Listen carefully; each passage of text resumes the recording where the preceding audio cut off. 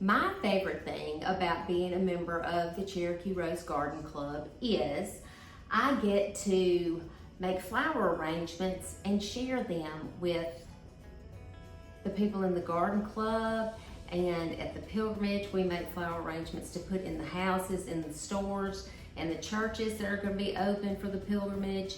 In June we make flower arrangements to put in the businesses around town. And yeah, that's probably my favorite thing about garden club, is being able to arrange flowers. I like to grow the flowers and cut the flowers and arrange with what I have. I'd rather do that than go out and buy flowers and make an arrangement with bought flowers.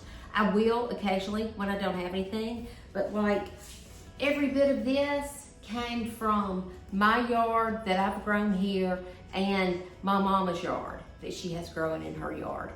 And on the ditch bank, the solidago or goldenrod came from the ditch bank. We have Laura Pedlum. We have forsythia.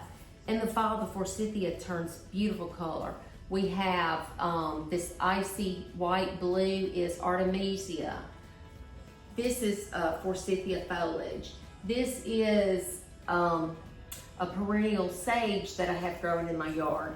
This is cinnamon basil that I started from seed last year and it came back in the pots this year. That's an easy one to grow, is cinnamon basil.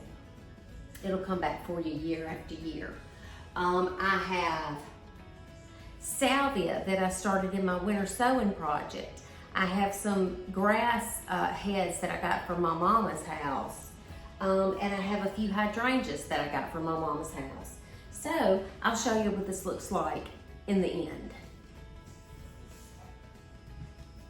These are the finished arrangements. I made a large one, and then I made a smaller one. And I think both of these are gonna go out to Coatesworth. Y'all enjoy.